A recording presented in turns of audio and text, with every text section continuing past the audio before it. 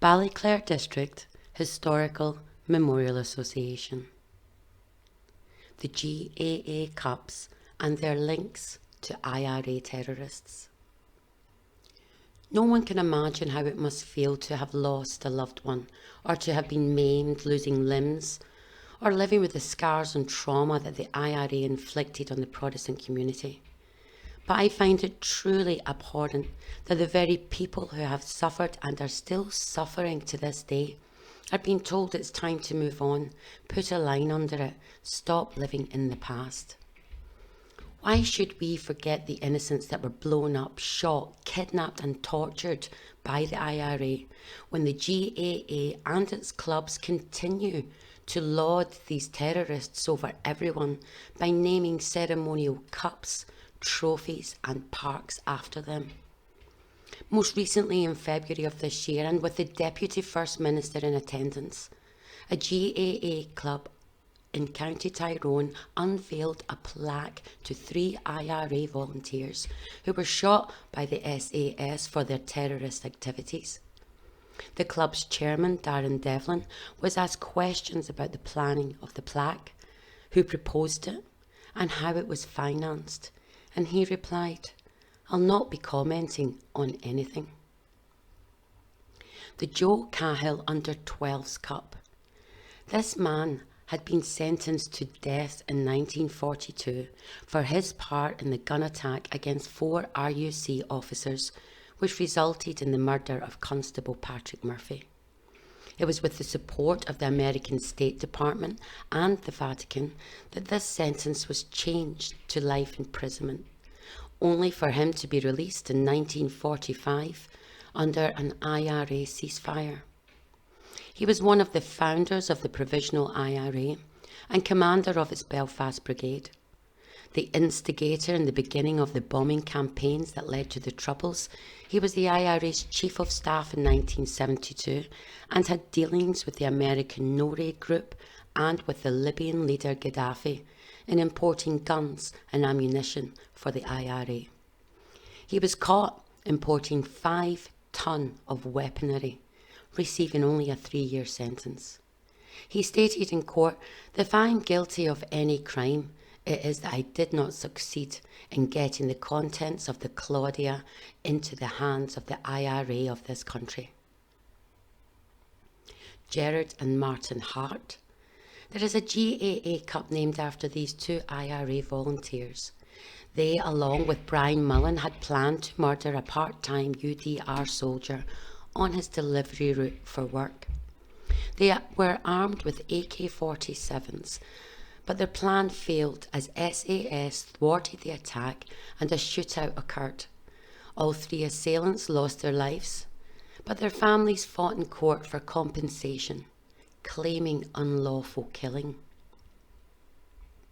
Michael McVery. This IRA volunteer has a GAA Cup named after him. McVery was shot while planting 2 bombs at an RUC station. When a gun battle ensued, the terrorists managed to drive off, hijack a further 2 cars, set alight a customs tower before they took McVery to a hospital, but he was dead on arrival. McVery had also been part of a 6-man armed unit that had held a family hostage, beat the father and son while waiting on his other son, a part-time UDR soldier coming home from work. As the terror group left the traumatised family home, a car turned the corner and, thinking it was their target, shot into the car, killing the elderly neighbour. McVery was very easily identified as he only had one hand. The other he had blown off testing grenades. Martin Hershen. There is an annual celebration and a memorial cup in this IRA volunteer's name. He had been sentenced to 20 years for his role in the planting of 3 landmines. Jim Lockery and Sean Campbell. The Lockery-Campbell Park, named after these 2 IRA volunteers, has its grounds in Drummondtree and an annual GAA Cup played in their honour. These 2 died when the bomb they were planted exploded prematurely.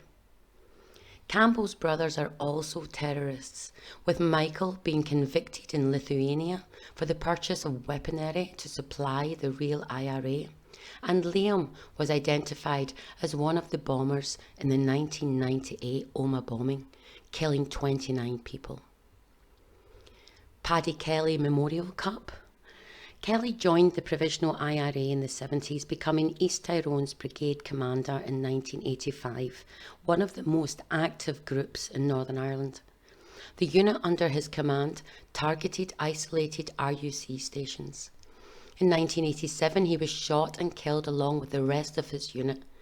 3 of them had driven a stolen digger carrying 400 pounds of Semtex into Loch Hall RUC barracks, whilst the others got out of their car and started shooting into the station after the bomb had exploded. The SAS, forewarned and positioned, immediately fired back, killing all 8 of the terrorists. It's hard to believe the families of the terrorists fought for compensation, with one member settling their claim out of court and all claiming unlawful killing. Mairead Farrell. A girls' camogie championship played in Tullyvallen, County Armagh, was named after this IRA volunteer. She had spent 10 years in jail for planting the bomb at the Conway Hotel in Dunmurry. She was killed in 1988 by the SAS in Gibraltar, along with Sean Savage and Daniel McCann.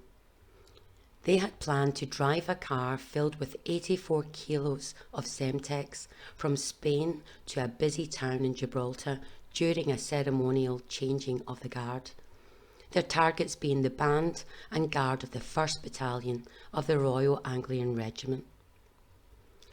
The Kevin Lynch Hurling Club. The Dungiven hurling team renamed their club after this Irish Republican member of the INLA.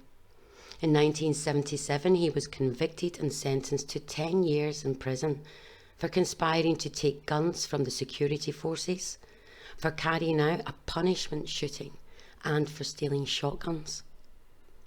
How can anyone move forward when the GAA and Sinn Féin continue to memorialise IRA murderers with absolutely no regard for the innocent civilians who were killed by their hands, for their surviving families, or the survivors of some of the worst atrocities ever carried out on innocent people?